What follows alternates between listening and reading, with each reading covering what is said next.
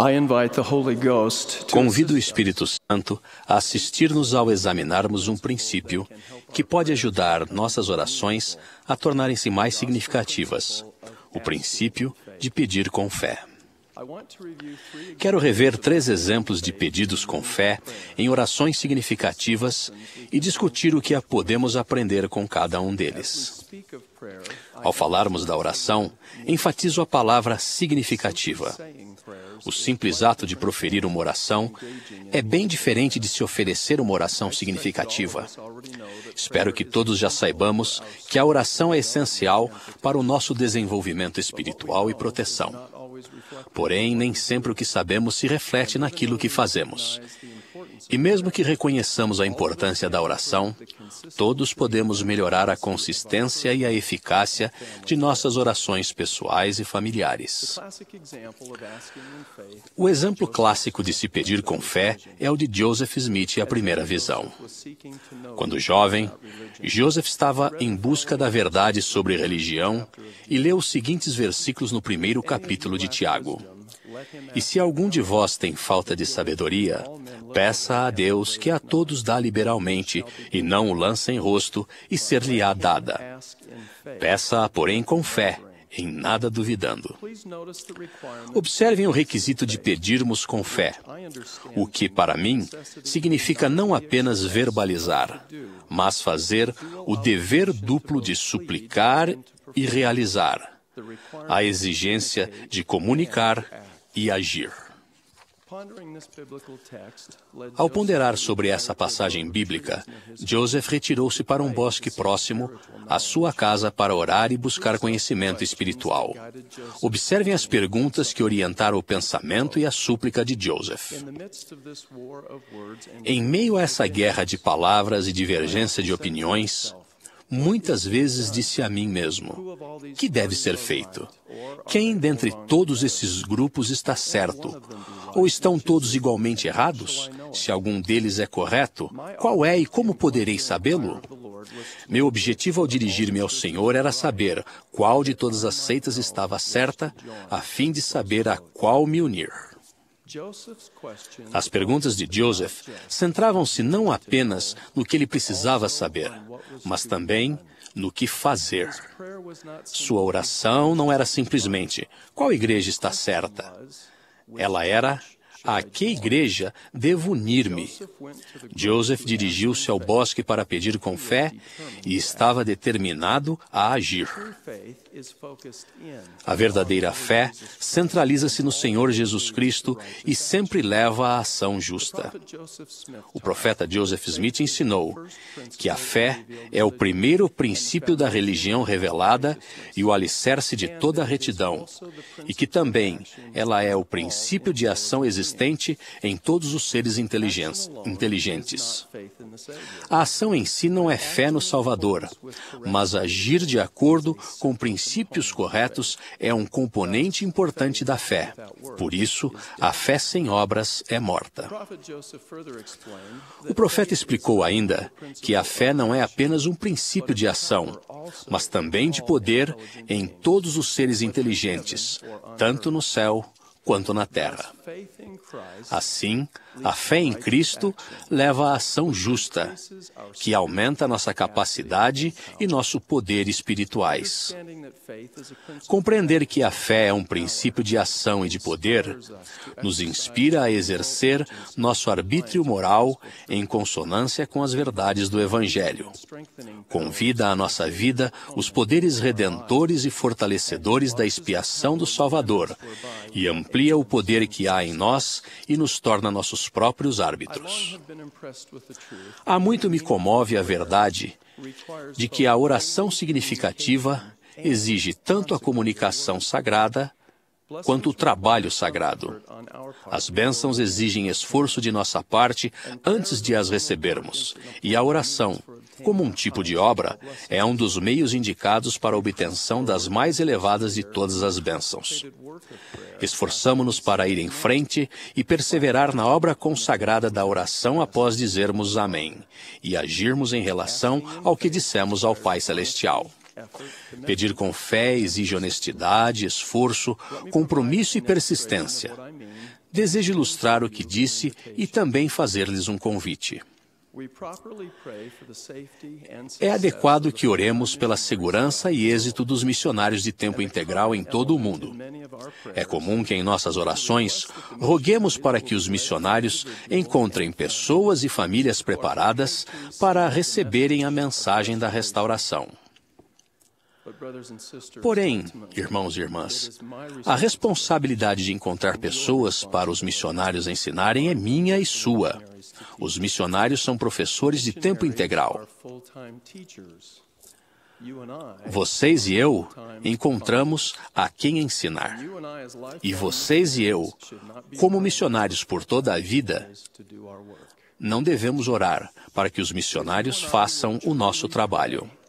Se vocês e eu orássemos verdadeiramente e pedíssemos com fé, como fez Joseph Smith, se orássemos esperando agir e não apenas falar, então a obra de proclamar o Evangelho cresceria notavelmente. Uma oração de fé como esta poderia incluir alguns dos seguintes elementos: agradecer ao Pai Celestial pelas doutrinas e ordenanças do Evangelho restaurado de Jesus Cristo, que trazem esperança e felicidade à nossa vida. Pedir coragem e ousadia para abrir a boca e compartilhar o Evangelho com nossa família e amigos. Pedir ao Pai Celestial para nos ajudar a identificar pessoas e famílias receptivas ao convite para serem ensinadas em nosso lar pelos missionários. Comprometer-nos hoje a fazer a nossa parte, pedindo ajuda para vencermos a ansiedade, o medo e a hesitação. Buscar o dom do discernimento, para que vejamos e ouçamos as oportunidades missionárias que ocorrerem. E orar com fervor pela determinação de agir como sabemos que deveríamos. Podemos também expressar gratidão e pedir outras bênçãos em oração, que deve ser encerrada em nome do Salvador. E assim, a obra consagrada nessa oração iria em frente e cresceria. O mesmo padrão de santa comunicação e obra consagrada pode se aplicar a nossas orações pelos pobres e necessitados, pelos doentes e aflitos, pelos familiares e amigos que têm dificuldades, assim como por aqueles que não estão nas reuniões da igreja. Testifico que a oração se torna significativa quando pedimos com fé e agimos. Convido a todos nós a orarmos com fé a respeito do mandato divino de proclamar o Evangelho.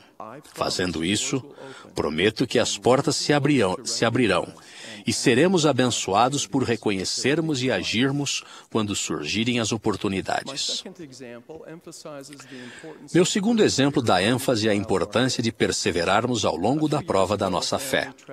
Há alguns anos, uma família saiu dos Estados Unidos e viajou à Europa. Logo que chegou lá, o filho de 13 anos ficou muito doente. A princípio, os pais pensaram que ele estava enjoado por causa da fadiga do longo voo e por isso continuaram a viagem. Ao longo do dia, as condições de saúde do filho pioraram. A desidratação continuava a aumentar. O pai deu uma bênção do sacerdócio, mas não houve nenhuma melhora de imediato. Passaram-se horas e a mãe ajoelhou-se ao lado do filho e rogou ao Pai Celestial para que o menino se restabelecesse. Estavam longe de casa, em um país estranho, e não sabiam como conseguir tratamento médico. A mãe perguntou ao filho se ele gostaria de orar com ela. Ela sabia que não seria suficiente apenas esperar pela bênção, mas precisavam continuar a agir. Explicando a ele que a bênção recebida ainda estava em vigor, sugeriu que rogassem novamente em oração, como fizeram os apóstolos antigos. Senhor, acrescenta nossa fé. A oração inclui a expressão de confiança no poder do sacerdócio e o compromisso de perseverarem em fazer o que fosse necessário para que a bênção tivesse efeito, se ela estivesse, naquele momento, de acordo com a vontade de Deus. Logo depois de fazer essa singela oração, a saúde do rapaz melhorou. A ação fervorosa da mãe e de seu filho ajudou a concretizar o prometido poder do sacerdócio e, em parte, satisfez o requisito de não disputarmos o que não vemos, porque não receberemos testemunho senão depois da prova de nossa fé. Assim como as paredes da prisão em que estavam Alma e Amulek não ruíram antes da prova da fé, e também como Amon e seus irmãos missionários não testemunharam milagres em seu ministério antes da prova da fé, também a cura do jovem de 13 anos não ocorreu antes da prova da fé, e foi concedida de acordo com a fé expressa em suas orações. O terceiro exemplo ilustra a importância de reconhecermos e aceitarmos a vontade de Deus em nossa vida. Há muitos anos, um jovem pai que havia sido ativo na igreja quando criança, escolheu outros caminhos na juventude. Depois do serviço militar, casou-se com uma adorável jovem e logo foram abençoados com filhos. Certo dia, inesperadamente, sua filhinha de 4 anos ficou muito doente e foi hospitalizada. Desesperado, e pela primeira vez em muitos anos, o pai se ajoelhou para orar, rogando para que a vida da filha fosse poupada. No entanto, ela piorou. Aos poucos, o pai percebeu que sua filhinha não sobreviveria, e gradualmente suas orações se modificaram. Ele já não orava pela cura, mas por compreensão. Faça-se a tua vontade, era agora o tom de suas súplicas. A filha logo entrou em coma, e o pai sabia que restavam a ela poucas horas nesta terra. Fortalecido pela compreensão, confiança e um poder maior que o seu, o jovem casal orou de novo, rogando pela oportunidade de abraçá-la mais uma vez enquanto ela ainda estava consciente.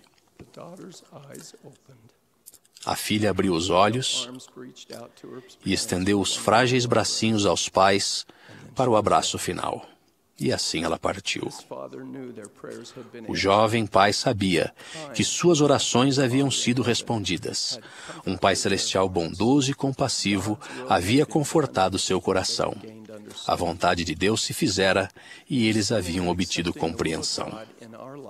Discernir e aceitar a vontade de Deus em nossa vida são elementos fundamentais ao se pedir com fé em oração significativa.